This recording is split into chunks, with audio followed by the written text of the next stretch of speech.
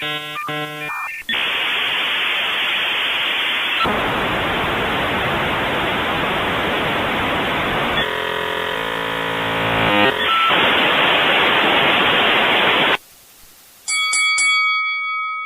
can't do it.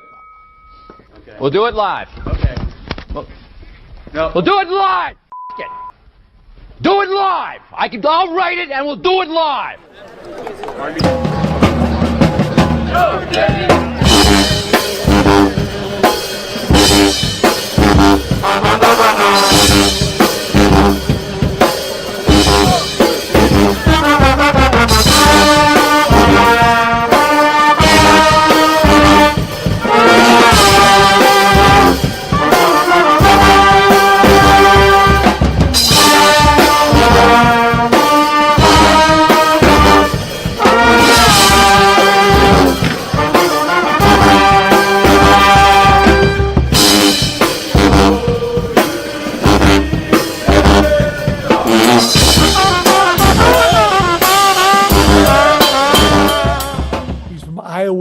Louisiana, not Iowa.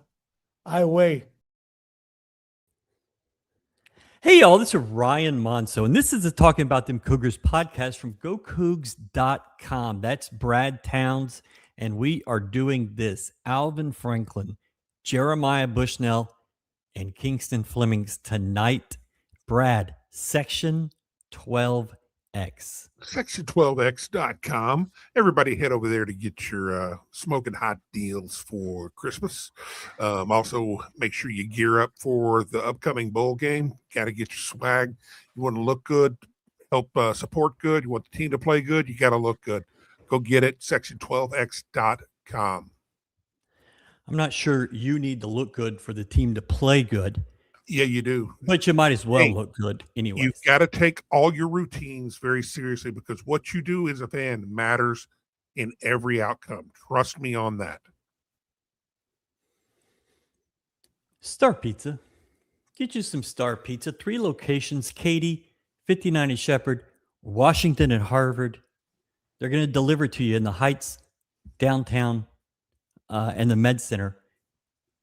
You got lunch specials all this week. In January, Star Pizza starts to celebrate 50 years of doing this, which is crazy. 50 years of pizza. I don't even remember people your age in the 70s eating pizza, but apparently y'all did. Star Pizza's been doing it for 50 years. Brad has done it for 50 years. Get you some Star Pizza. They're going to take care of you. Lunch specials. Get the all-you-can-eat buffet Tuesday and Friday. You got to get that. Go try it out.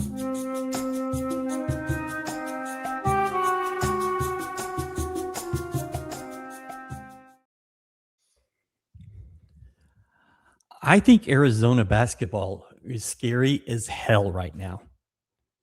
Watched that game last night with Alabama, and they blew their doors off in the second half. That Arizona team is scary.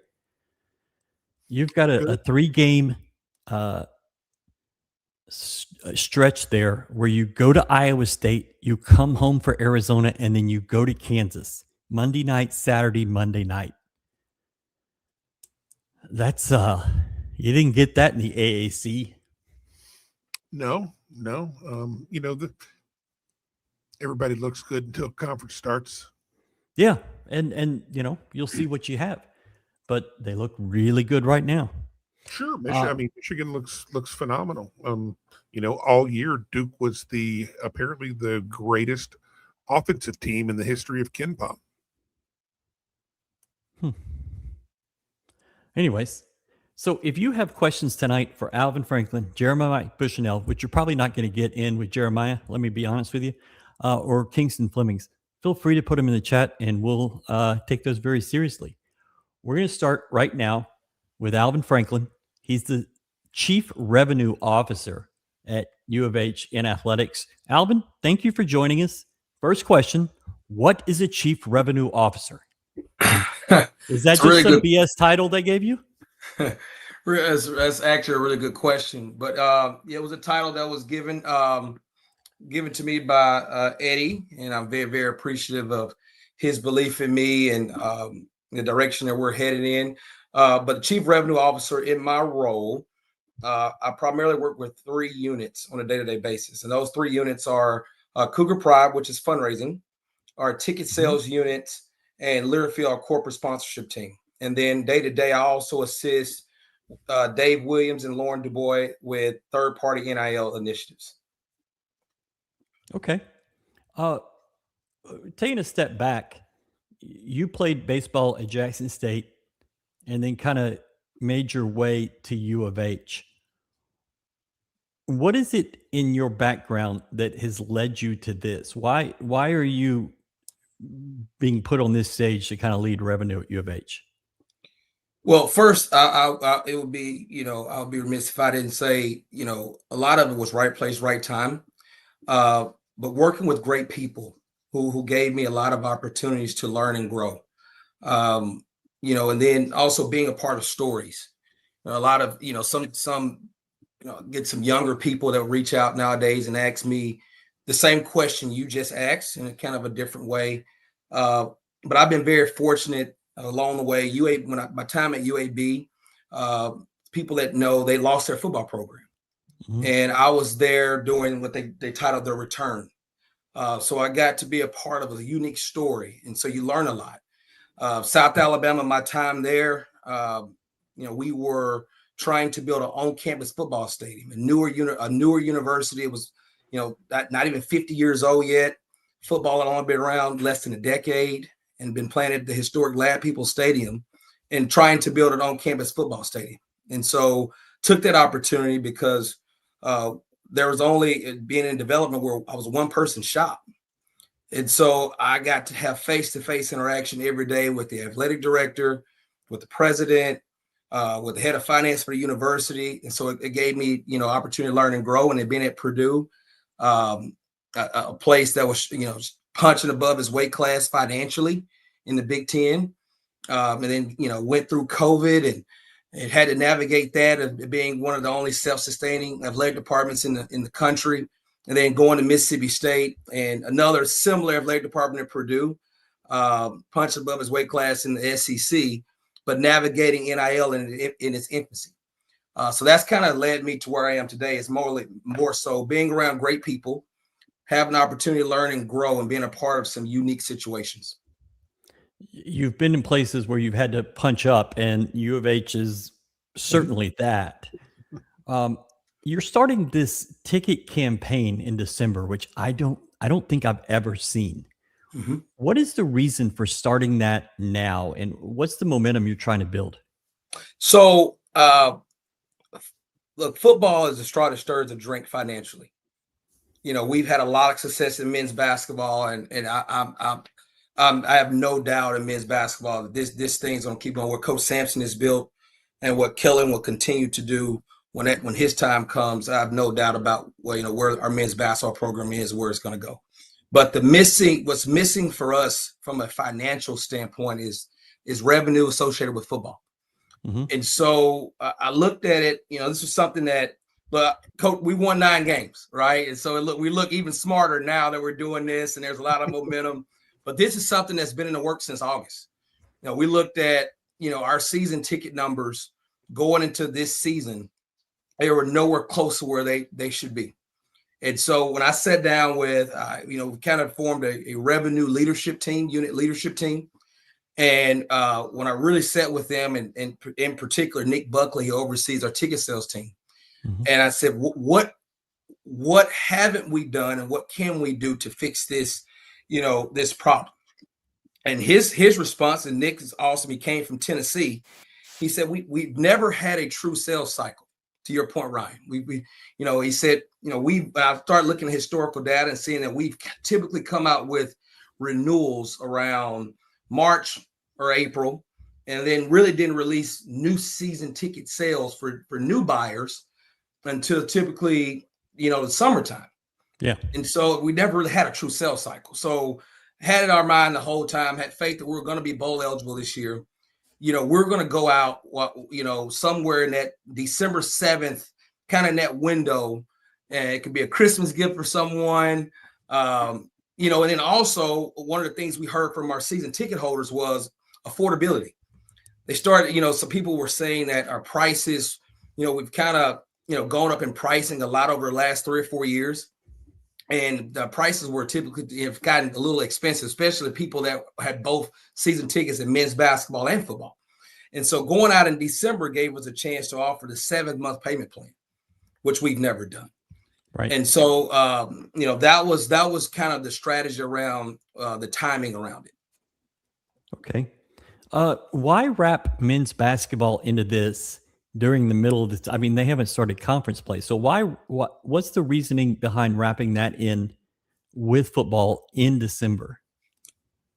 So last year, this the 25 renewal cycle, we did something we'd never done before by doing a men's basketball and football renewal coupled together.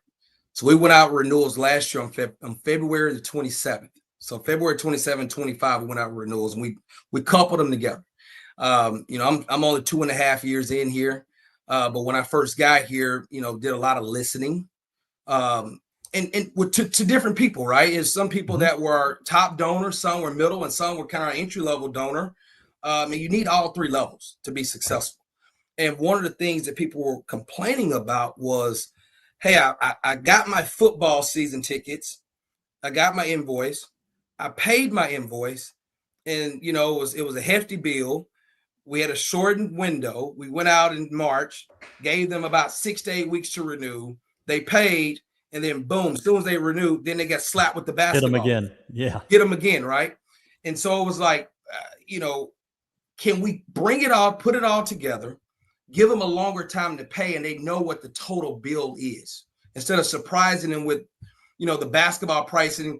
I'm trying to make a decision on football. Football at the time was, we hadn't been as successful the last couple of years. So some people were waiting to see, hey, what the basketball bill was going to be to determine, hey, am I going to keep football, yay or nay, depending on my basketball bill. So put it all together.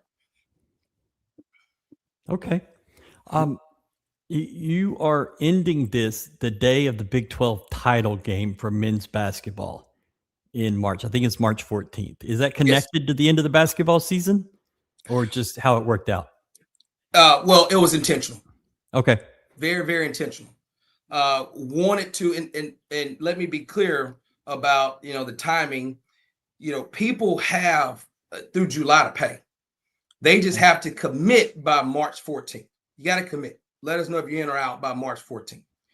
And really what we wanted was once March Madness starts, Selection Sunday, if I'm not mistaken, March 15th. So on March 15th, when our name is called and the bracket is released, we want our people focused on traveling and being a part of it, of another historic run, and not worrying about, well, I got this invoice still to go. I still got, no, all of our email and all of our email push, all of our social media push, all of the conversations when people talk to their Cougar athletic rep, we want it centered around the run and being able to participate in the March Madness run. And everything for next season is already taken care of. You had a situation set up yesterday at basketball, kind of a lounge where people could come and talk about tickets. I've never seen anything like that. What kind of response did you get? Did it work? Is it something you're going to continue? Yes, it was very, very successful. We are being very, very intentional right now about customer service and being visible, being intentional with conversations. Okay. That is something that we wanted to be, we have been historically, just from what I've heard, more of an inbound, sales. Yes. Very, very Yes. inbound. We've waited on the phone to ring. And, one of the initiatives that we have released that's associated with all this was the Cougar Athletic Representative Program. So every season ticket holder and Cougar Pride member has a personal representative, either on our ticket sales team or on our Cougar Pride team. Okay. And so that right there has upped our customer service big time. And, having a ticket sales booth, that's what we're, ticket sales customer service booth now in Fertitta. We just went out renewals this week. People are going to have a lot of questions. We've never gone out renewals or new ticket sales in December.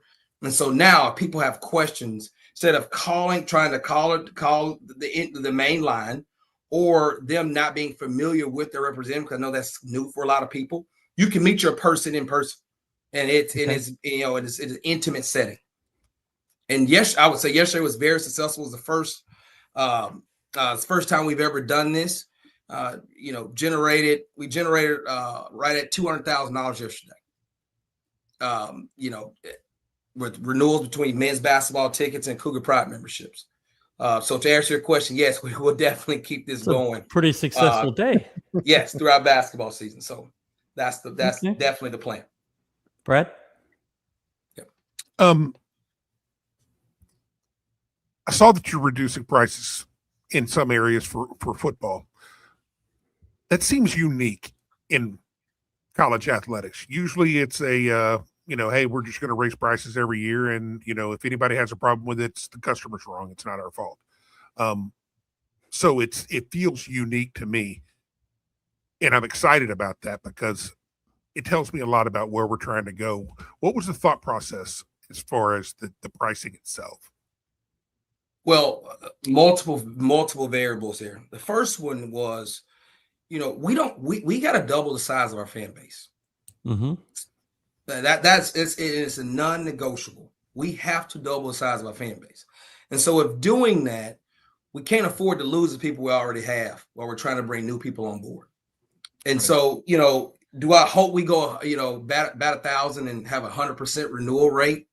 It's too early to tell. We're 4 days in, but due to factors, no one ever has 100% renewal rate, but I want us to come as close as possible. And that was kind of the group's thinking behind it, was what's going to give us a chance to do that, but also be enticing for other people to come on board.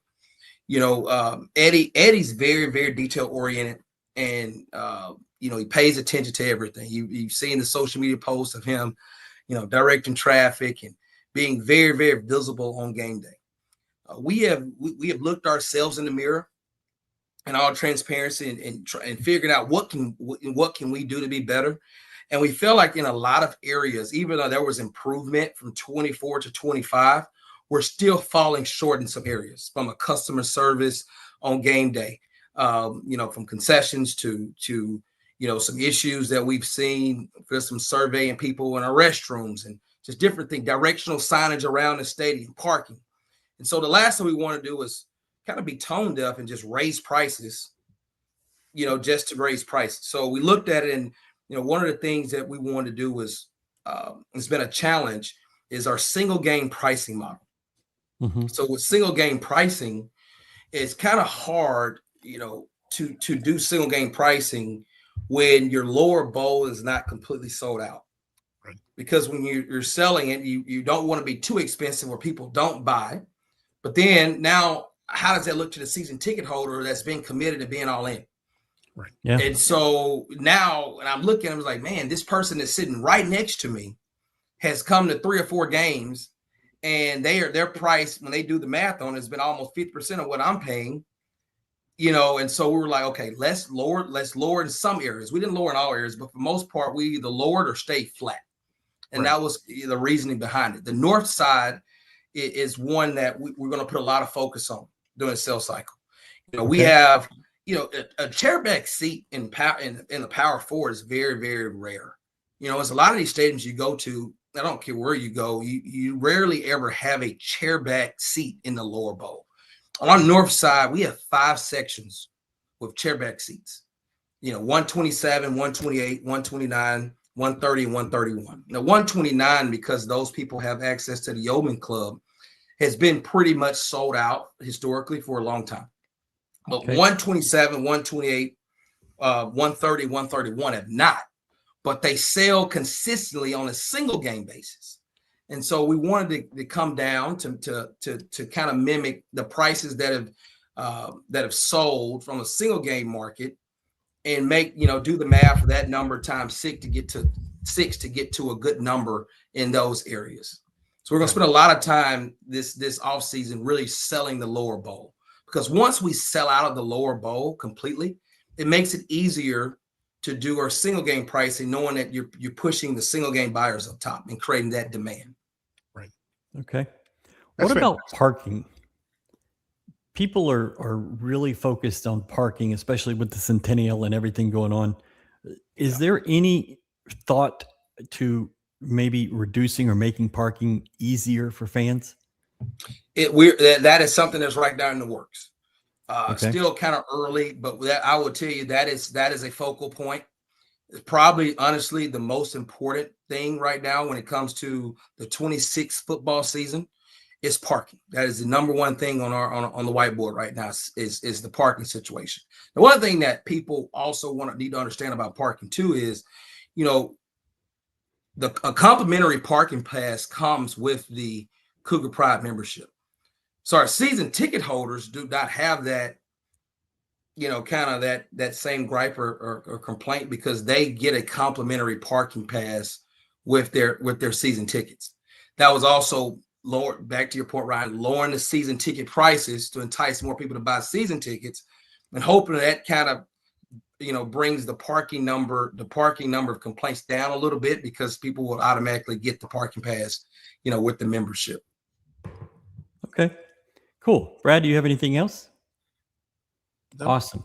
Alvin, I appreciate this. This is something we have not done, but I appreciate it. And we're going to check back in with you in the spring and see how this is going and what people's reactions have been to these earlier and more customer aggressive sort of moves. Thank you so much. Well, thank you all. Thank Go you. Cougs. All right. Appreciate it.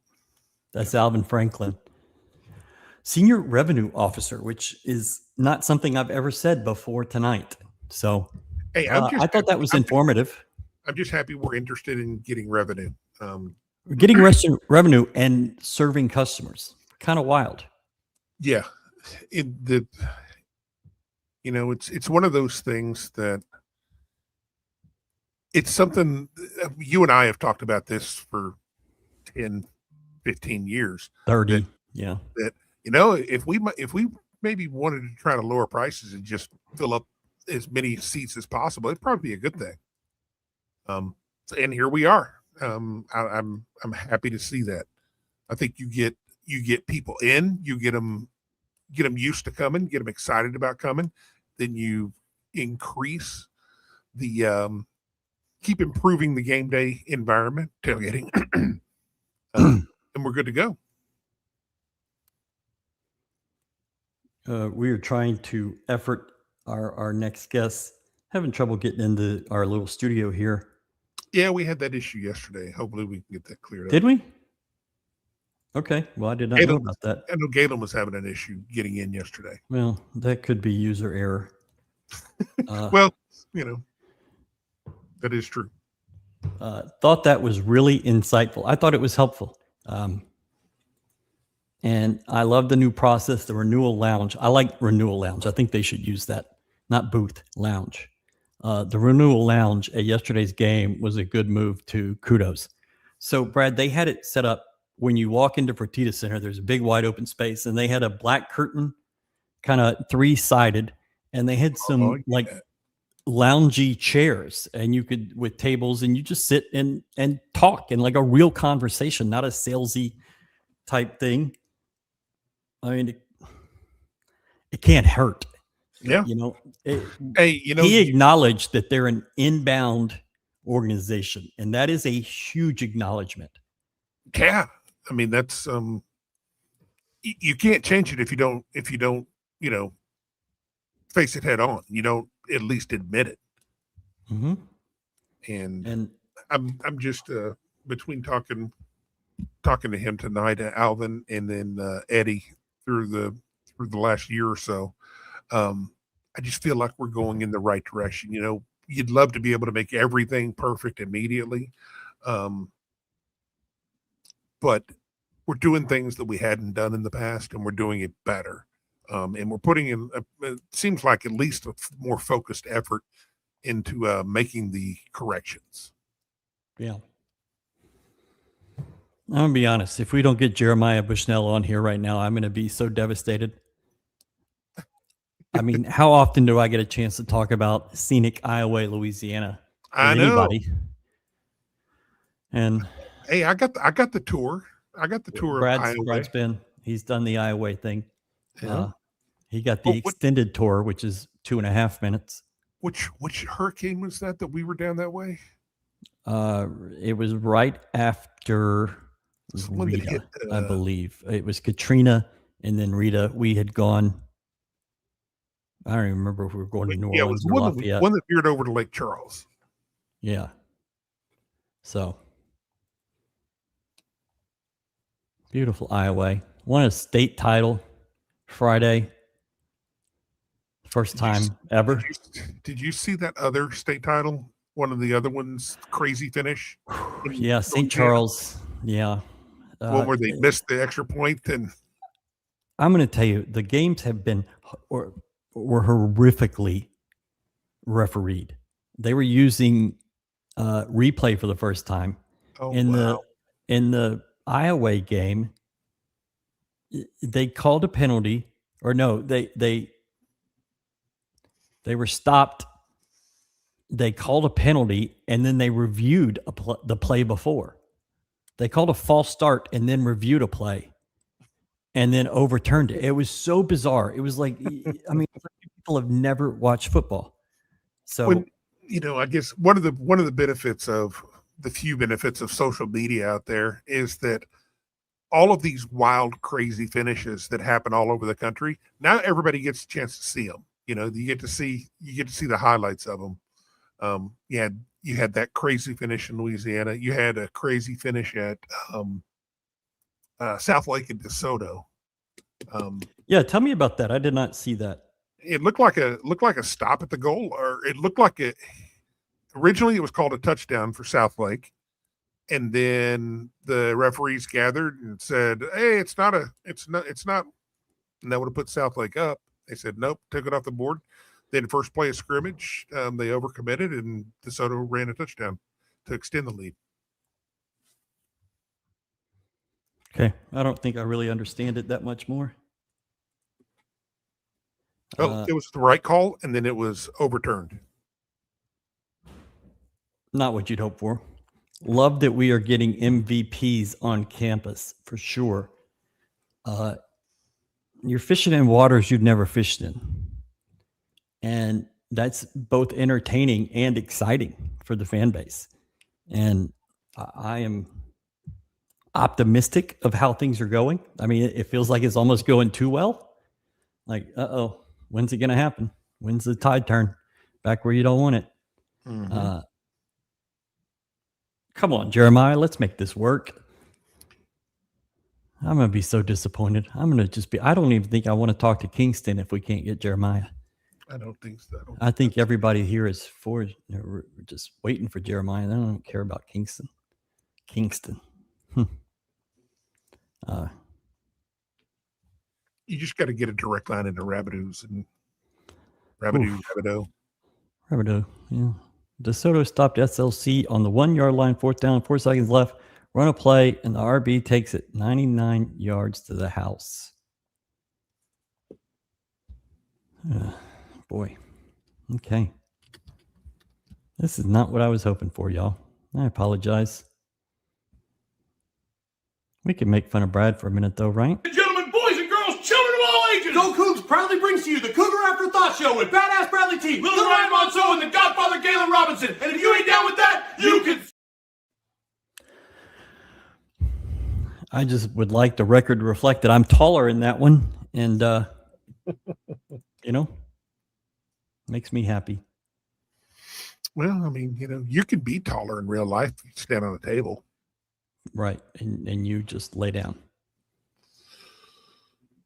No. Yeah. Brad, what else you got for us? I mean, I'm dying here. We had this all planned out, and I thought, man, we have this nailed tonight. And then technical issues, which apparently happened yesterday, don't love. So, sorry about that. It's part of it. It's part of it. It is part of it, but it doesn't have to happen to my Iowa guy. Well, the good thing is we got a long year. Yeah, he's gonna be on. He's gonna be a correspondent. I think we got him for 4 years. AI is so dumb but funny as beep. Yes, you I for agree. having a I find professional- myself spending way too many hours making stupid, really, really dumb videos. Any news on what happened with Pancake? No. I thought something was going to come out by now, like just to give us some clarity, but I have not heard anything. The players have the next week off, so really not going to find anything else out over the next week, and then they'll come back and we'll be with them Monday, Tuesday. Then Christmas Eve, they move to the hotel. Christmas Day, I assume they practice and have some team stuff. And then we'll be back with them the 26th and the bowl game on the 27th. Man, I am disappointed. I believe Galen will be with us for the Kingston. Well, speak of the devil. Our guy. Oh, come on. Come on. There we go. Jeremiah. I'm so glad you made it. Jeremiah Bushnell from Iowa, Louisiana. Jeremiah, did you grow up in Iowa? Yeah, I was always around Iowa. I stayed in Lake Charles most of my life, though. Okay. So tell me about your last few days. Iowa's a little bitty town, 3,000 people. Y'all went and played for a state title for the first time ever, and you win it.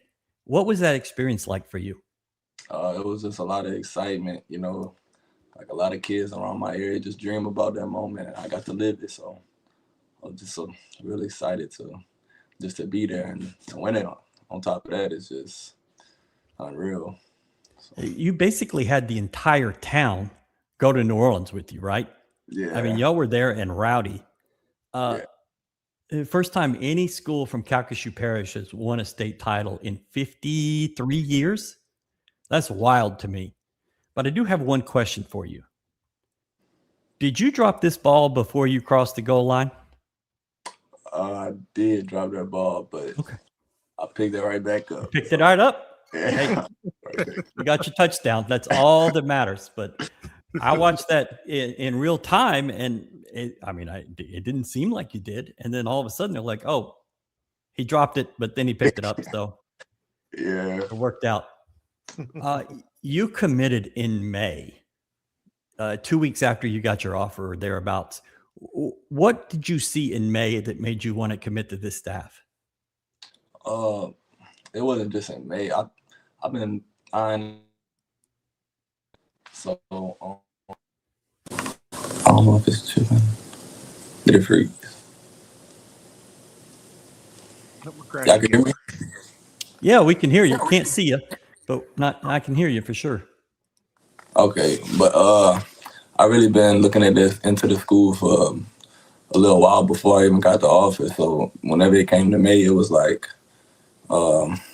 everything just came together and it just worked out. But I really like the culture around there. It's like just feel like home. Like from the time I started talking to them to now, the coaching staff just seemed real genuine, and it seemed like a good place I could grow. So, what is your interaction and your relationship with Derek Sherman, the wide receivers coach? I interacted with him for a little while now. At first, it was just talking over the phone, and then we kind of start mingling in person and stuff. But we got a pretty strong connection for sure. And Slade Nagel, has he been to Iowa a good bit to see you? No, sir. I don't think so. Okay. All right. Are you coming in at mid-semester? Are you coming in this month? Yes, sir. I'm coming in January. Okay, cool. Yeah. Awesome. Have you made it to many games? And if so, what have you thought about what you've seen? I made it to 2 games, and I like what I've seen so far. I like the ratio of like pass and the run game. I like it. I like how they play the game. It's smooth. I like the freedom they get a lot out and all that. Yeah. Okay. What about the new facility? What do you think about? I mean, U of H has not had anything like that before now. What does that mean to an incoming recruit? I don't really pay too much mind to it, but I really like the facility though. Like, it's real nice. It's a big place. feel it. Awesome. Well, we appreciate it, Jeremiah. We're going to have to move on, but appreciate you joining us. Sorry about that technology issue you had, but we'll get back with you real soon. Good All luck right. moving to Houston. All right. Thank you.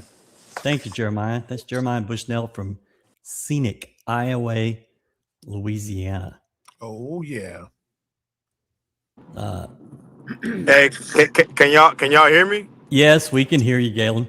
Can y'all hear the road that I'm treading to? We can also hear the road that you're treading. Damn. No, All right, let me slow down.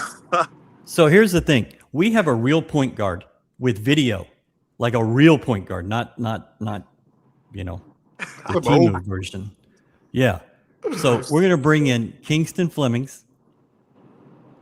Kingston, Welcome. how you doing? Pretty good, pretty good. How y'all doing?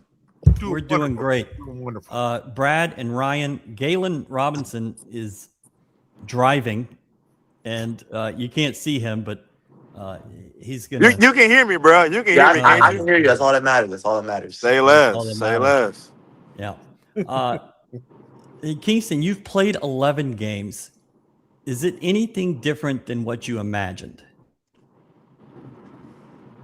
I'd say not really. I mean, just playing with them in the summer, watching them before I came here.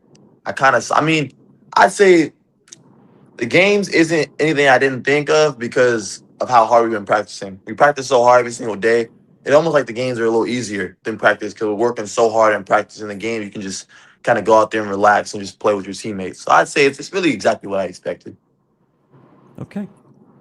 So, Galen, Christian, you I got gotta something? ask. So, like, there's usually an offensive dip whenever there's an incoming freshman, but you've been hooping since. It seems like the bigger the game, the better you play. So, what's kind of made that transition for you that smooth? I'd say for me, I think on offense, every single shot I shoot is a shot I work on, and I don't shoot any shots that I don't think can go in. Like every layup I do, I work with HP. Every three I shoot, I work with HP and Rio. Every pull up, I've worked on that my whole life. So I think when I get into the game, I'm shooting my 10 to 13 shots a game, but every single shot is a shot I work on. So I think it's really just it feels like it's me and the goal. I'm not shooting overly contested shots, and it's just good shots that I try to get up. And I feel like if I do that, I can just stay consistent with field goals. Yeah. So, yeah, Kings, I ain't gonna lie, brother. I gotta give you your flowers because I ain't gonna lie. You nice. You super Thank you. nice. Thank you. So it's like I gotta ask you, bro. Like, where did that confidence come from? Like, just being like, you've Beating your kind of had ass. some big. You've had some big buckets and some big moments, and I gotta ask you, where did that confidence come from? I'd say really the reason I came here the first place, I told Coach Kell before I committed, I was like, I want to practice against the best because I feel like when you're playing against Houston every single day in practice, like what are you going to see during the game that you never seen before? So in the summers, me practicing against Emmanuel guarding me, Milo's guarding me. You got Chase McCarty switching on to you. I've seen and like 7-footers, Chris trying to block shots. You got JoJo trying to block shots. So seeing all this at practice and seeing that I could get to my spot, I could score, and having confidence there. I feel like in the game, it's just do the same thing. I mean, you're not going to see a defense that's better than Houston. So I feel like just going into that and seeing that every single day in practice, I feel like the game's just trying to do what I do best. No, I feel that. So, like, this is my last question. What would you say has been the biggest adjustment from high school to the collegiate level? I'd say I'll do one for practice in the game. I'd say practice. I'd say you gotta bring it 100% of the time. Like you can't take times off because I don't know if coach has superpowers or something, but he notices every single time a person's energy is off. Even a person that's like on the sideline, say they're hurt that day, or like they're on the sideline, he'll notice immediately if you're not talking, if you don't have the energy. So, having to bring it every single day, that was an adjustment. I think I just got to where I'm coming into practice every single day with the right mindset and attitude. There was a time, I think, during conditioning month to like early season where I was running all the time because he said he didn't like my attitude, didn't like how the energy I was bringing. So, I just now Been kind of there. got to there. Yeah, for sure. So just now got to the point where I can bring it every single day in practice and just be locked in. And I'd say for in the game, I'd say it's just staying locked in on defense. I think because the game, you're gonna get tired during the game, but I'm playing a lot of minutes, so for me, I try to find periods where I can rest, and I've started to do it more. I've switched it. At the beginning in some of the games, like if you see me in the first half, coach always says that. I'm like, oh, he always said every single time. Second half, Kingston. He said because I don't really have great second halves. So if you see me in the first half, I'm having great defense. I'm getting tips. Back pressure is great. But as I start getting more tired, I start relaxing more, and then it's just with our defense, if one person relaxes, the whole defense kind of takes a little, like, Facts. yeah, it takes a little slight Facts. dip. So trying to work on the play. I mean, the players on our team, we got great offensive players. So I can rest a little more on offense. We can run through stuff a little bit through JoJo, through Chris. E-Man has it going. Los, I mean, you know who Milos is. Just 10 assists, 0 turnovers. That's just crazy to do. Like, it's not easy, for sure. But you got players like this where I can rest a little more on offense so that I can just bring it completely on defense. He gave me the freedom the last 2 games to pick up my pickup point a little bit, pressure the ball and just get us going a little bit. So, just trying to stay focused 100% of the time on defense, I'd say.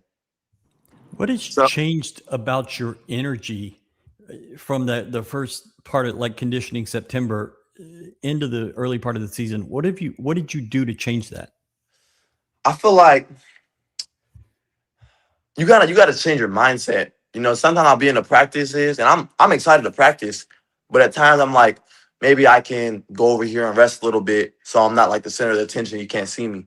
But you gotta have to change that mindset where you're the guy that kind of gets everyone amped up at practice. And then because when we're having those practices, that's the ones we actually are getting better in. Because there was like our defense is we have a good defense right now. We haven't taken we're getting better and better, but just trying to bring it every single day in practice where we can actually work and find the things that we need to work on. If a few of us are chilling in practice, we're not going to get the right look that we need to actually get better. So I think just trying to bring that mindset come every single day and just find ways to make it fun. I mean, we're practicing and it's basketball still. So, trying to win every single thing, doing competition with the other team, just talking trash, or do whatever you can to get the game riled up and both teams hooping. So we've had some practices recently where just both teams are hooping, both teams are trying to win, no friends, nothing like that. And I think that's why we've taken little jumps in defense. I think we've gotten better at the defense. We still got a long way to go, but I think we've gotten better for sure.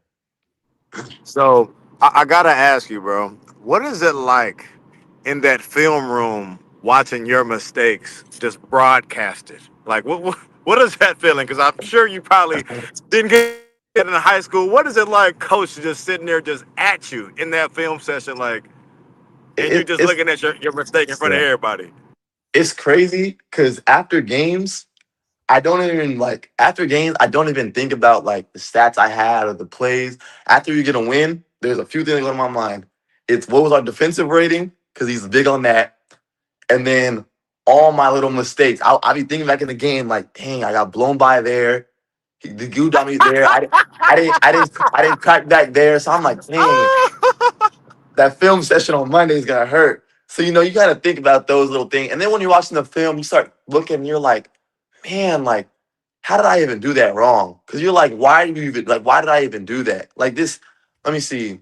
The game, like this last game, where I had one of the turnovers, I tried to do like a bounce pass to JoJo. I'm thinking after, I'm like, why didn't I just lob that up to JoJo? Like, he's gonna get it.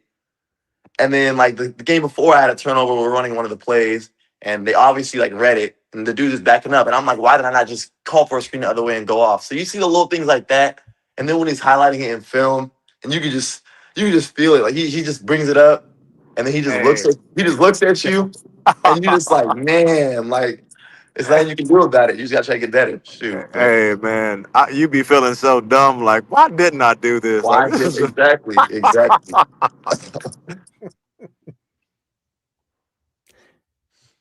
You said something about running out of gas in the second half. You can relax a little on offense now, but maybe not come January 3rd when conference play starts.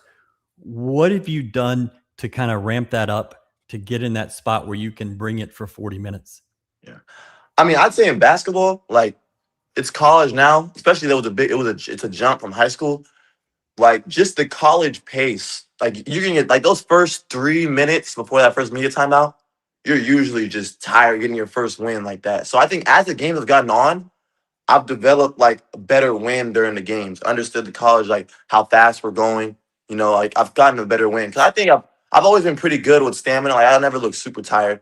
But you know, as games have gotten on, I haven't been as tired like the first few games. Like if I'm thinking back to like Auburn, how tired I was in that game, to like our last game was FSU. Like thinking about games like those. Like just thinking about the different times where I'm playing the same amount of minutes, but I don't feel as tired in certain games. So I think as time goes on, I've become like gotten a better wind. So you know, as the games goes on, I'm just gonna keep on trying to get better with stamina and everything like that. Just do whatever I Kingston, can. you made a lot of money in that Auburn game. You should that set you up pretty well. I wouldn't feel so tired if I were you. Brad, what do you got? Well, you had mentioned that you came here to play in these big time games and big time environments, and of course, the first one you get a Final Four showdown with U of H and Auburn in Birmingham. And then, of course, you absolutely go off there, and then all of a sudden you're blown up on the national scene. Everybody knows who you are. What's that like? Well, I'd say, I mean, shoot, I've always dreamed of this as a kid. You know, playing the best teams, playing in big arenas. Like that arena, it was the neutral site game, but we might have had 50-something Houston fans, and it was like 40 of them were Chase's family because he's from Birmingham. So, you know, going to those games, like there was a point, I think, we got like a 24-second violation, and man, I couldn't even hear myself think. So I'm just thinking after the game, I'm like, man, if that game was like that, what is Kansas at Kansas looking like, or BYU at BYU, or Tech at, like? So I'm just getting excited thinking about those games. So I feel like for me, like those games are the ones I'm always up for. I need to get better at just showing up every single game. But like playing these teams and these games, I've always dreamed about playing it. So I just go out there and I'm excited to play, excited for my matchup. I mean, I'm just glad I can go out there and hoop and do the best I can. Awesome. Galen? I would say that I remember HB had told me like with the win thing, like try to go like a little harder in warm-ups, and that definitely helped me, you know. But I'd say also too, like knowing where to expend your energy on the court. So it's just like even when you're on the offensive end or defensive end, it's like there are times where you can find like y'all can kind of chill a little bit, but still be alert, but still chill. You know what I mean? So it's like just figuring out, getting that familiarity with the system. That'll help you with that. But hey, bro, Kingston, I ain't gonna lie, you one of them ones, dog. I ain't trying to glaze. I'm just giving credit where it's due. And it's like, bro, listen, I knew you was nice. I ain't know you was this nice. I did not know you was this nice, bro. So whatever you're doing, bro, keep working. Don't ever. I'm sure Coach Samp does a good job of keeping boys humble. He ain't gonna never let you get too big. So, bro, just keep working, keep doing what you're doing, man. And hey, your best basketball is ahead of you, man. So thank you. Kingston, you're over my shoulder here. If you notice, right behind my ear is Galen. My head covers him up now, and so you're just in that prime spot. So we're over Galen. We had our time with him. It's been fun, but we've moved on. I don't care about the NBA, Kingston. I'm a college guy, but you've got to be hearing NBA. Is that something you've even thought about? Are you just completely focused, or do you understand what's happening for you right now?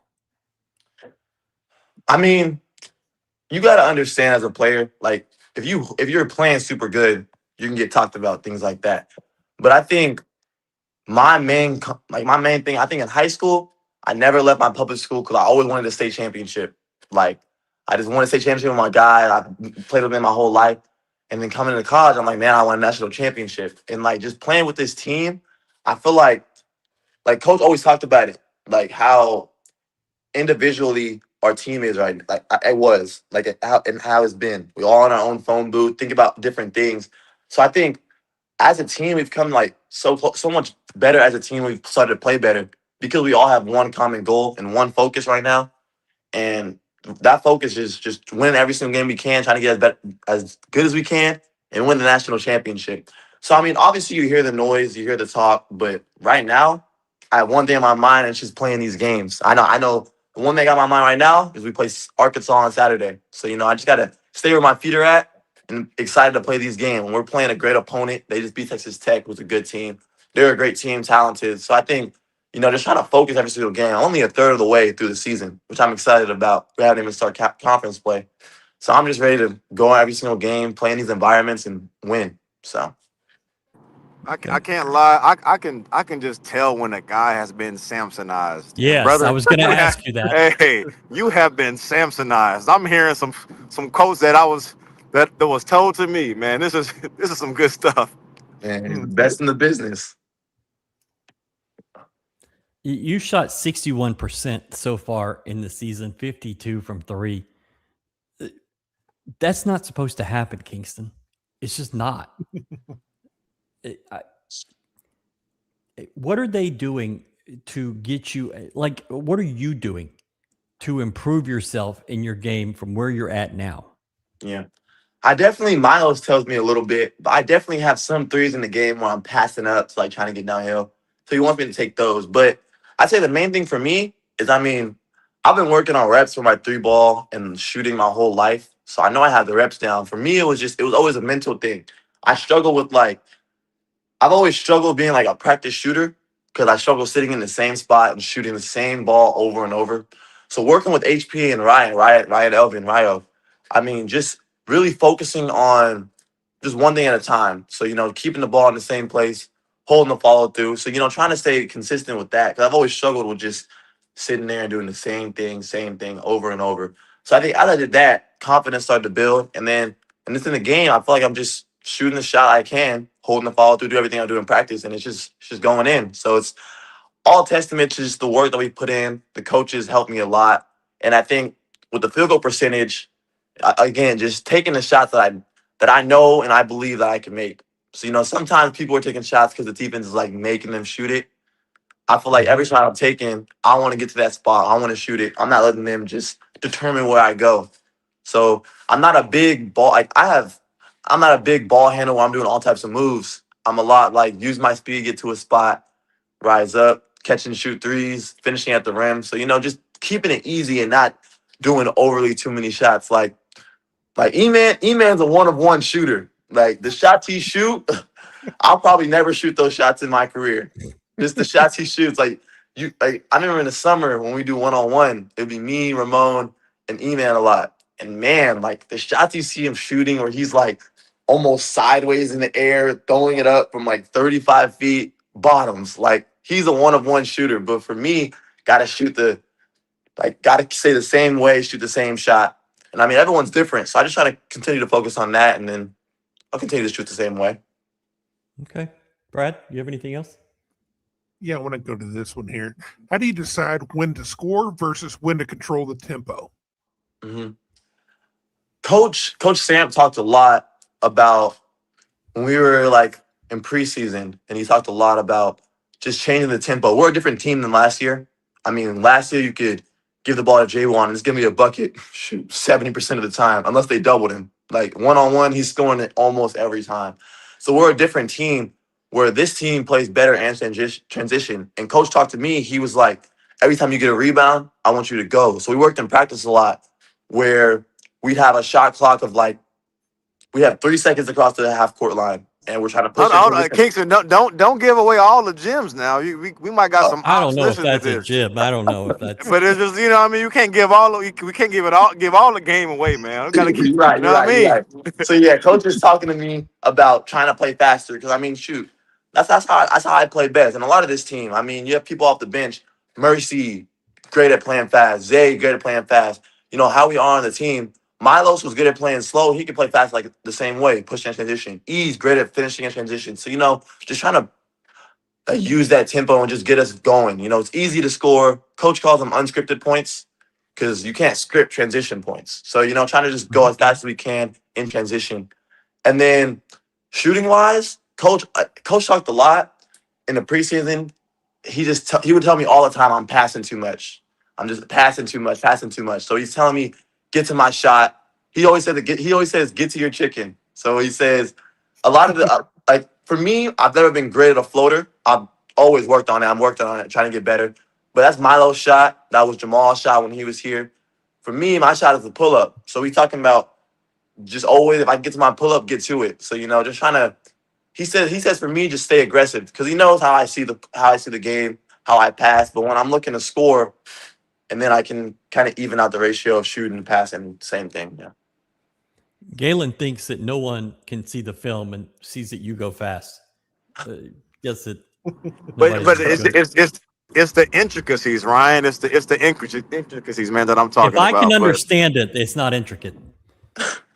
Go fast. Hey, bro, you've been around for a minute, Ryan. You've Okay. developed some sense of this basketball thing. Okay. All But right. hey, Kingston, I gotta ask one more question, bro. Like, knowing Coach Sampson, obviously a first ballot Hall of Fame coach, first ballot Hall of Fame basketball mind. When a guy like that is telling you shoot more, shoot more, shoot more, on top of the work that you put in, what does that do for your confidence as a player? That's what I'm saying. Like the confidence that I just know every shot I shoot. Because you can look at Coach Sampson. When you become a player with him, you know how to read his body language. Like if you see one of us miss a shot, he might look like he's mad or this or that. But that's just how he is. He's such a competitive guy. Right? He's such a competitive guy where like he wants every shot to go in. He wants everything to go purpose, which is what you need. Like if you look at E will shoot a shot and he'll tell E like, man, pass the ball or get a better shot. That's really code for shoot the next shot and you better make it. That's really the code what it is. So just knowing that he has the confidence in me to shoot the shots that I'm shooting and get to my spots, I feel like it's just that and the work I put in. I think it's just going in the game and doing what I could do. So yeah. That's tough. Ryan, can't hear you. That's on on mute. me. Yeah. How connected is the defense at this point in the season, and how good can it be? Better than it is now. I don't know how to put a scope on it, but connected right now, I'd say if you look at our games, I'm not gonna give too much on how our defense is, but I think just trying to when we watch film, I'm watching film on the last year's team. They bring up clips, and just watching how everyone is helping each other. This year, we're so we don't help one person because we don't think someone else is gonna help us. Like we were talking about that after the Tennessee game and after Vegas. Like he's talking about we're not connected, and I see it in film. Miles talking to me about it. Email talking to me about it. So just trying to continue to get into gaps, and as we do that, and we start trusting each other, when you start helping each other, and then the whole team is connected. I can't even shoot. The sky's the limit with the team on defense right now. I mean, we have such a far way to go. And we're still a good defense right now. I think top 4 in Ken Palm or whatever that is. So, just trying to, for me, focusing on point of the attack. He always talks about point of the attack. And I think I can be special on point of the attack. I think I have good hands. Like you saw the 8 steal game. I got deflections. Just trying to get deflection on everything I can, Trying knowing when to reach, knowing when to get on hands, getting back pressure. So I think just trying to get better every single day at defense. We work on it a lot. And as we get more connected, as we get more familiar with each other, it's going to be better and better. Awesome. Galen, do you have anything else? I can't say that I do. Awesome. Appreciate it. Thank you, Kingston. We appreciate your time. Thank you. Thank y'all too. All right. Hey, and Kingston, Uh-oh. I don't know why it took so long, but I'm about to give you a follow on the gram. Yep. You better follow me back, bro. Right now. Absolutely. My dog. Yes, sir. Thanks for having me. Yes, sir. Thank you. Thank you, man. We appreciate it. Mm-hmm. I've never seen somebody so desperate to get a follow on Instagram. Hey, talking about. Anyway, Ryan, what a great fucking kid. Wow. Yeah. What a sensational fucking human. Man, That's two of my curse words out of the 5. What a great kid, man.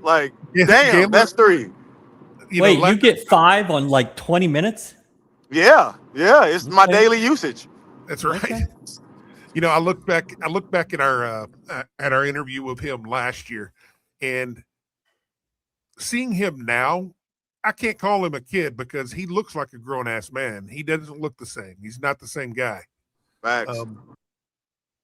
He was mature last year, but he just blows you away this year. Yeah. I had one other question I wanted to ask. but I chose not to. In the Cat arena, got your tongue, Ryan? Cat got your tongue? no, because I just don't think I want to put him in this position. In the arena after the game, Kingston will have like 22 points and 7 steals, and they'll be big. Oh, player of the game is anybody else. They just don't want to give him that attention. They don't want to give him that. And I'm like, does that piss you off? But I chose not to ask that one. You're a smart guy. That's called discernment. Discernment. Yeah, I've been learning. See, I am learning basketball. That's the word for the year. No. It is. I was interested to hear him talk about, the getting the defense getting connected, because I think they're playing good defense now, but the athletes that they're running out there all over the court, and it doesn't matter. We're talking going 10 deep. When they do get connected, I think you're going to be looking at a group of guys who can play some really special defense, and that's saying something given how good we've always been on defense. I just think that we have a lot of guys that we've really kind of never really had before, So it's just like you sprinkle that in with that youth and that athleticism with, our defensive brand. Man, that has to be the potential to be a good team. Yeah, Galen, tell me about your experience as far as that before the first time out, adrenaline dump, and then trying to get your legs back again from that. Nah, that first media, it's because like all the nerves and all the stopping, like you warm up and then you stop, got to do introductions, and then you get back out there and it's just all the nerves and all the antsiness to want to get on the court. You definitely do get tired that first 4 media, and it's like our guys are in great shape, but it's just like there's something about that first 4 where it's just like once you get to the media timeout, you're in a groove, there's a flow. Coach and then curse you out, so you're probably settled in the game a lot better. So it's like after you get that second win, you're good. But it's like it's something about that first win, man. I haven't ever been able to figure it out. I've gotten better at it, like warming up harder, but it was something that I could never just kind of totally overcome. Right. Why does warming up harder help in that?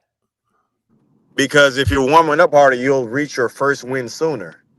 And it's like you won't have to wait for the for the game for it to happen. But you can only warm up so hard, So it's just like it's just one of those things where it's just, I think at every level I've played at, it's always been tough to get to that first media timeout. Yeah. Well, you need to be more like JoJo and just be sitting on the bench by that first media. I'm just kidding. He went 35 minutes. Hey, man. He went 35 minutes. Even going back to my old days, I remember the first 4 minutes of game was always just the ball would go out of bounds. Like, I don't know how the hell I'm going to get through this. Yeah. 'Cause I'm worn out already. And then all of a sudden it's like, okay, now you get into a flow state. But the funny thing is you think that, and then it was like, damn, how am I going to make it? And then you get the ball on the fast break, and all of a sudden you ain't tired no more. That's right. Not just bounce it off the backboard. Man. And grab the rim and tell everybody, hey, I got a white boy dunk. Oh, brother. No, man. Hey, what a kid, man. I'm excited for his future. He is only going to get better, and he has a great mentality about learning and about growing, man. That's a daily combination. Yeah, I had a feeling, like in the second game that we played, and he's already out there directing traffic, and putting guys in different spots. I was like, oh, this guy's got an X factor. There's something about him. As a freshman, that's pretty tough. Yeah, man. Literally his second college game. Yeah, that's pretty cool. Galen, I want to ask you this one. I feel our team, okay, let's see if we can try this again. I feel our team defense is down a bit. Still really good, but defensive rebounding is our biggest struggle. Missing Juwan. Yeah. But do you think this defense is down, or is it just young guys trying to figure it out? Listen, he just said they're a top 5 defense on KenPom. KenPom is the most accurate depiction of your defensive standing and defensive analytics. So if your defense is down and you're in the top 5, you know what? That's a problem I'm okay with having. You're fine with that? I'm Okay. fine with that. I mean, shit. Okay. What's our record? That's 4. What is what? We're 9-1, 10-1, 10-1. Yeah. Like I'm not really concerned about it at this moment. yeah, it's not really a problem because you gotta understand we're when we're comparing to previous years, you're comparing at the peak of previous years. At this point last year, yeah, J1 was terrible. He was not good. Okay. but it's like each year, each He team struggled big time until the conference started. each team kind of has their own troubles because like J1 was probably used to certain things, and it's like, well, Los is new, so it's like when there's one new guy, it's a completely new team.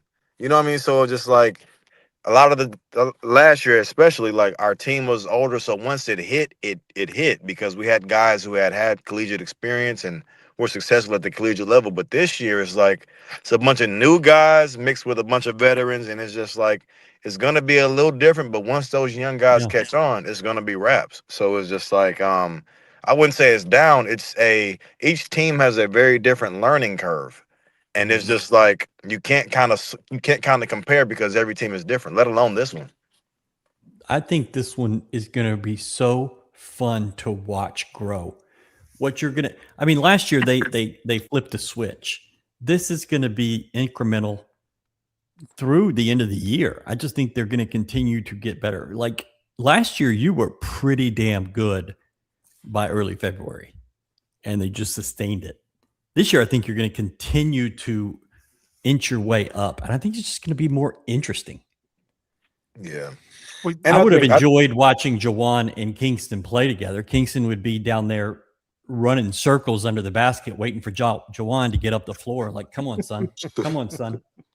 Anyway. See, I'm through the non-conference last year, J1 averaged 7.7 points and 6.7 boards.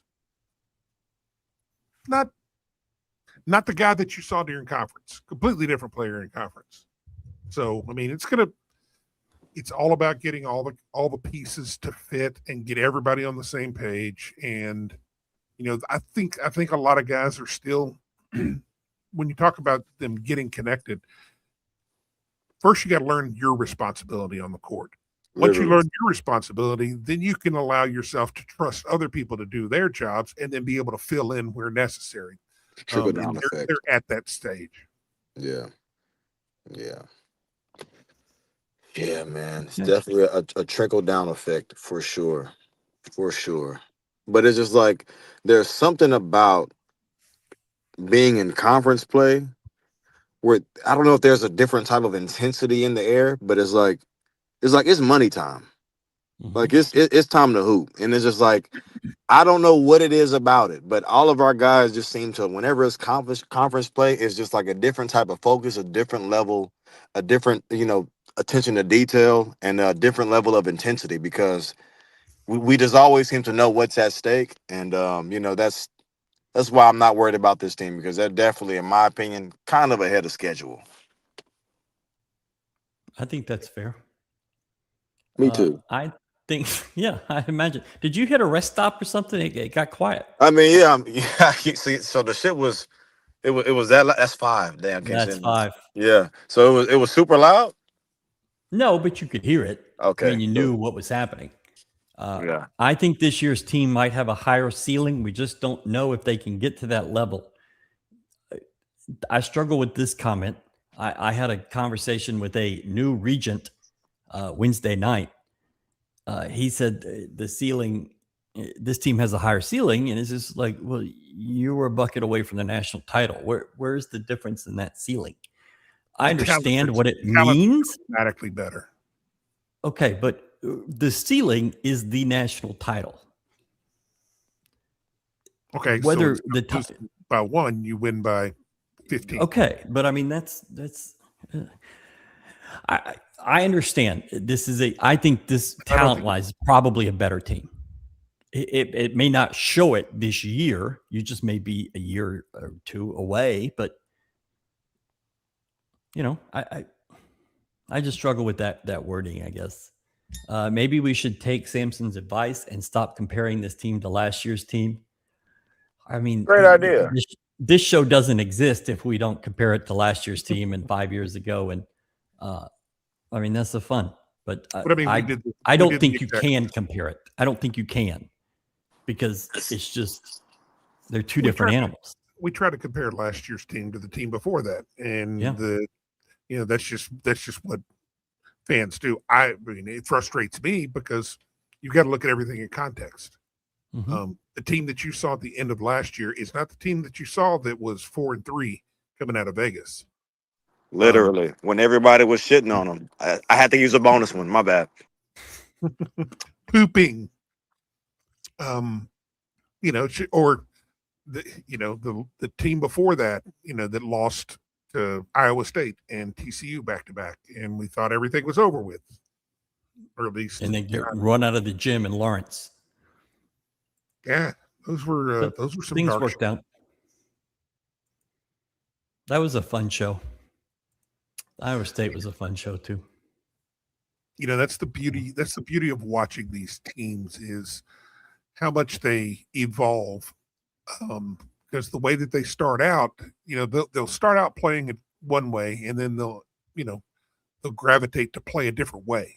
They'll turn into what they're supposed to be, as opposed to what they might have thought they were coming in. In 11 previous years, I've never seen a Samson team stay stagnant or regress in improvement. We will get better and peak in March. That's his magic. That's a great quote. You argue about that. Yeah, I don't know how you argue with that. That's pretty good. Bars. Okay.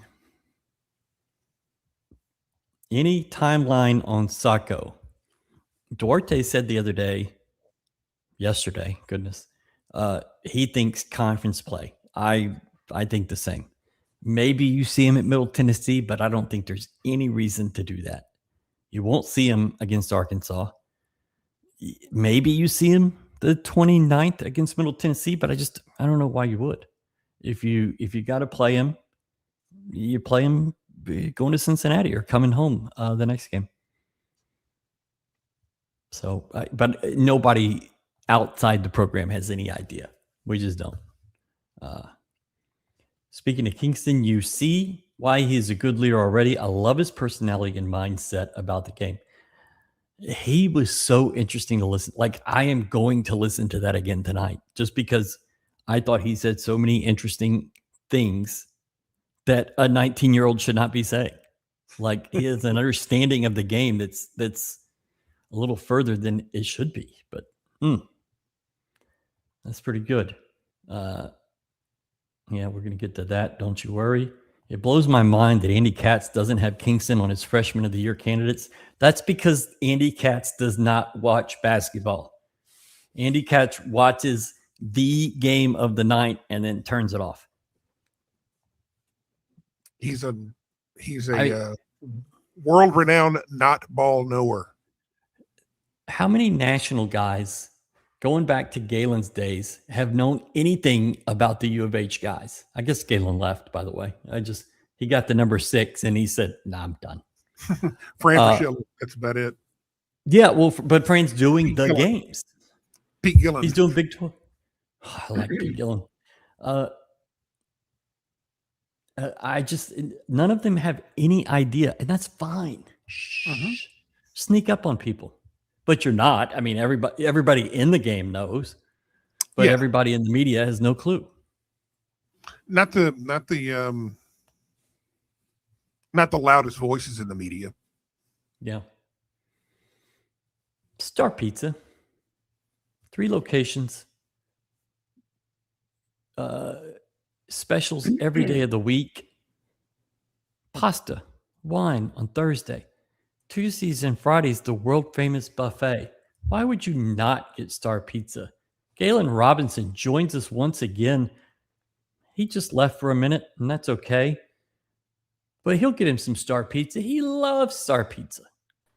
Good And that's people. fun to hear. Good people. Better pizza, man. Get your Star Pizza. What else Dang can right. you say? Brad? Section12x.com. Go get geared up. Get you one of these. Since U of H wears a lot of black, you gotta dress the part. Got big games coming up. Got to look good. Got to feel good. I mean, if you don't, you could be at risk of causing U of H to play poorly. Don't want to do that, so go get it. Here's the comment I really feel. Iowa has the best sausage in Louisiana. Truth. In Rabideau's. Rabideau's is my favorite smokehouse in the whole world. The boudin. You know what's better than the sausage? and the stuffed pork chops that Towns loved. Stuffed pork chops is one of the greatest things I've ever had there. Yep. Good Got stuff. a couple of those bad boys to go. Get a bucket of community coffee, and we good. I'm going to New Orleans Wednesday. I'm going to have me all the community coffee. After Galen said Ryan understands the intricacies, he missed a chance to ask Galen, so are you saying I know ball too? Galen knows I know ball. He's just playing hard to get. It's fine. Kinda, man. Just kinda, sorta. I can turn your damn microphone off, and I can curse too. I don't need you. Y'all see me? Yeah, well, kinda. Ryan, I wouldn't say Ryan knows ball. He's familiar with ball. He don't really know ball though. I know people who knows ball. He knows it's round. Yeah, usually. Yeah. I was telling him you should stop in front of Buc-ee's and just do it in the parking lot in Buc-ee's. Okay, we need to work on our word choice. Facts. That is a man in the dark. We are not saying that. Hey, come on now. Hey, I'm in the car, man, and it's night. It's the PM hours, fellas. It is the PM hours. I wasn't saying he should be, scouting lot lizards or anything. All right, here we go. What a superstar, refreshing, quote unquote, kid. Great Cougars. Houston is really lucky to have Kingston. So mature, such a bright future. I love that he's a Coug. Facts. The passing was great last night, amazing, even when playing a ton of guys. I think that's the most impressive part. It seems like we're going to have the deepest team in a while. 100%. Yep. Section 12X released the hoops polo. I need to know more about this hoops polo. I'm interested to see what happens. The U of H motto, in time. Does Galen get a reset on curse words when he leaves and he comes back and he's got video? Hey. No. We're still at 6. I use my one bonus, my use it or lose it timeout.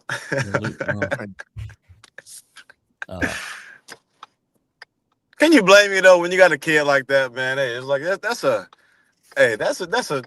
he's gonna be a great ambassador for our program, man. That's a great kid. Yep. I mean, just blown away by him. Just blown away. But we said the exact same thing about Keyshawn Henderson and Paris Melvin a week ago. And here we are just repeating it. But I mean, it's pretty wild. My in-laws are in Iowa. It's amazing. Rabideau. Yes, it is. Love it. Love it. Houston's got to have the hardest schedule in the Big 12 conference schedule. Of course. I think this is an NBA. No, I think. Hey, how convenient. Don't we always? I don't know if it's been that way the last. It seems like ever since we've joined, I feel like we've said that every year. Well, we didn't get Iowa State away last year, so that was a positive. But you went to Arizona. Yeah, we did go to Arizona. You did not go to BYU. You went to Kansas. I think you're just going to go to Kansas every year. Definitely gonna go to Kansas every year. Well, for the sure. thing is that we're the top dogs, so we're going to get a lot of requests from the networks to say, "Hey, can we put the top guys up there in tough situations, please?" And I mean, you're playing a champion schedule.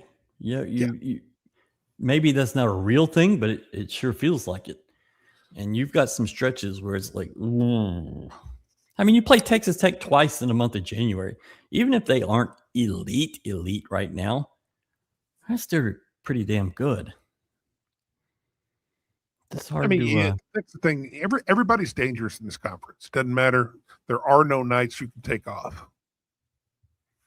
I mean, hell, we nearly dropped one at UCF last year. Yeah. CZ.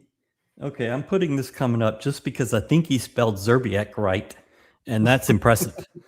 Wally Zerbiak said we had no chance against Duke in the Final Four. I always take what those dudes say with a grain of salt. Yes, if people don't watch your team regularly, it's kind of hard to take what they say like as stone truth. Well, a lot of the media comes from Big Ten territory, and a lot of media comes straight out of Syracuse. So I mean, they watch a lot of shitty basketball. And I mean, I get if you're getting paid to watch the Big Ten and the SEC, that's what you talk about, that's what you think about, that's what you watch. But this is the best basketball conference in the country, and I don't think there's any discussion about it as of today. Maybe in a month, the SEC is better, but man, I just don't see how that's possible. And all he's doing is guessing. Right. He's guessing, just like everybody else. Brother, you don't know what's going to happen. Yeah. Well, I mean, if I were to look at that Duke roster from last year, I would think, wow, this little Houston team has no chance if I haven't seen a lot of them. And then you watch them play. Yeah. But Well, I mean, the thing is that we don't play pretty basketball. We're not going to, if we're out talented, we're just going to grind you down and beat you ugly. And that's just the way it is. And nobody, I mean, the media doesn't like that because it's too defensive. It's not a lot of fun to talk about because, I mean, they don't know ball to begin with. And two, they certainly don't know any defense. They can always say, "Ooh, 3-point shot, good. Team good, shot 3." That's about it. okay. Fleming's maturity was refreshing, especially dealing with kids his age, literal brain deads at work. Okay. I think I got it pretty good. I deal with a lot of young guys, but I think most of them are pretty smart. Now, maybe they're brain deads when I'm not around, but national media already sleeping on Houston. That's fine. That's fine. Michigan deserves it. Arizona deserves it. Iowa State seems like they deserve it too. I mean, Arizona deserves everything they're getting right now. Everything. Mm-hmm. Because that is a legit good team in the middle of December.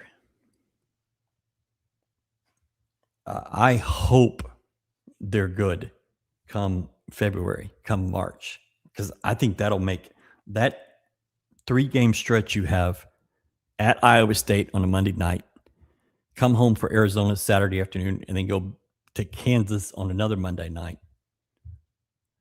That's wild, but it's going to be a blast. I can't wait to go to Ames again, go to Lawrence again for the 3rd time. It's going to be fun. Okay. That BYU game is going to be electric. Yes. 6 days in Utah for your boy. Should be a lot of fun.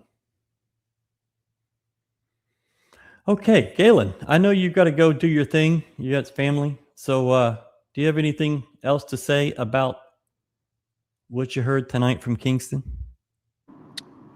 I don't, but you saying 6 days in Iowa like that, I mean in Utah, like it's about to be a blast. Feel sorry for you, brother. Best of luck. He's a milk drinker. Well, I do like milk, but You know, I've had good luck in Utah. I mean, I've been to Utah. Feels like 5 times since they joined the conference. Brad and I went in Galen, 2014. don't forget your ears. Yeah, bring your AirPods.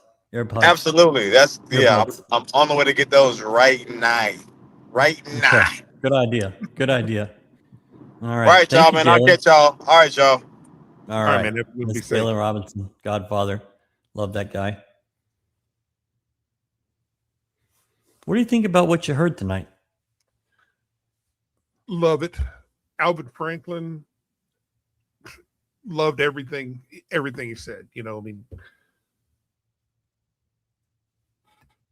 between him and Eddie, you got 2 guys who get it. Yeah, I think that's true. Now they have to put those words into action, and I think they've started doing that. Well, I mean, But if you this is a marathon right now. we judge you judge on improvement, and just no different than the way we watch basketball, no different the way we watch football. It's not gonna change immediately. But from the time when everybody went ballistic and we had Eddie on, you've seen steady improvement, measurable improvement. And I think the most recent changes as far as the sales cycle, implementing an actual sales cycle that's wild, to adjusting prices to fit your customers. I mean, I think that's the most poignant thing that they pointed out that should be very obvious to everybody that's ever thought about pricing any kind of tickets, is that you got one group of tickets you can't sell for a season ticket, and you got one right next to it that you can sell for every single game. What's the difference? Price. Which ones gets bought? Well, the cheaper one, obviously. So why don't we make the season ticket comparable? Okay, well, let's just do that. Good point. I mean, Ryan, doing seeing simple Salt Lake. things. Yeah. I like the rationale for putting the men's basketball now rather than hit them with football and then immediately, once they pay that, hit them with basketball. Just put it all out there.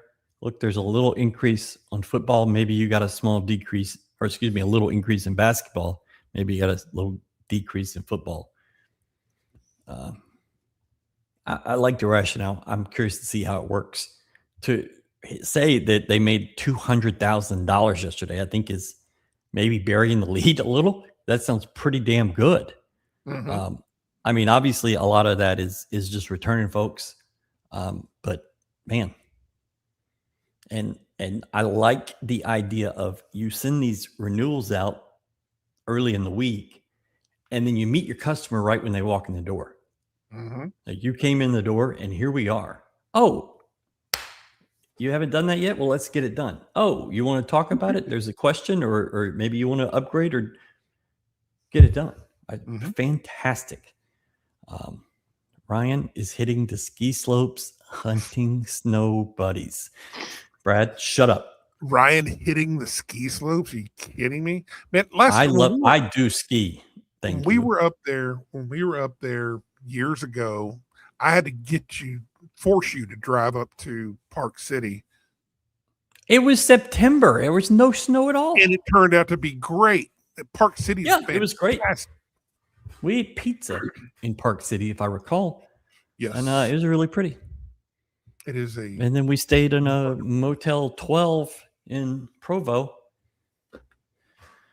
Whatever. Fun trip. Bad. Good show tonight. I really liked it. I wish we had more time with Jeremiah Bushnell. He's going to get better at media. I mean, he hasn't done much, but he's going to get better. And we're gonna bring it out of him. We'll correct the technical issues, and then we'll have more time. And because that can rattle you, rattles me. Mm-hmm. So we'll see. I was really happy with this show. I thought Kingston was he was okay. That's what you want.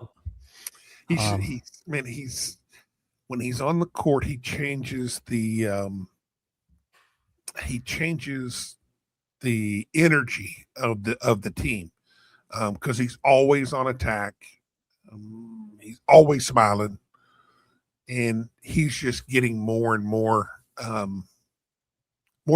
into the flow of the game and feeling more comfortable with himself and with everybody else, where he doesn't mind telling people where they need to be. I mean, that's a hard thing to do for a guy coming right out of high school, to tell these veterans that, hey, okay, do this, do this, do this. You know, Imagine being 18, coming out of Brennan High School, and telling a crazy person like JoJo what to do. I mean, that's just, I don't want that conversation. I don't want it. But I mean, that's the thing with our coaches. They do a phenomenal job in identifying the talent. The talent is the easiest thing you can identify, but they are so far perfect on their picking the mentality of the player for point guard. Flawless. And, they flat out said to us here on the show, you can't miss on a point guard. Right. And they don't. Kellen has said that. Kelvin has said that.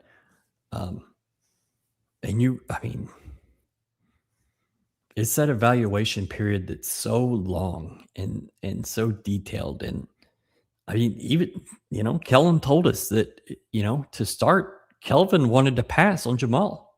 Didn't see it. Didn't think Jamal was that guy. And Kellen kept selling and they got that guy, and it turned out pretty well. This kid is going to turn out fantastic. I love this program.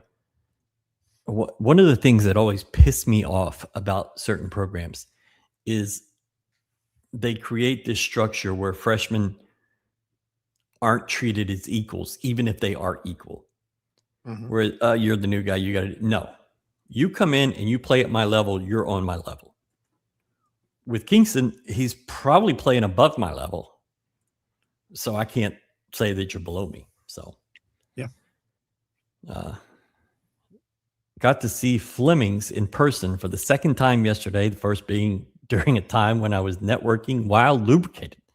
The play is barbaric. I think that is a great sentence. The play is barbaric. I don't even want to read the last sentence. The play is barbaric. That's as good as I've heard it described. True. Yep. Great stuff. How much fun is it to cheer for your team with people like Kingston playing? 100%. It makes my job way fun. If I was having to deal with little jackasses in football and basketball, I don't know if we'd still be doing that. We wouldn't be doing this show. No. But to root for guys, I mean, you root for the Cougars when they're down, when they're up. You don't really know the guys. Now we have this opportunity to get to know them a little bit. And it turns out you really like them. It's fun guys. So.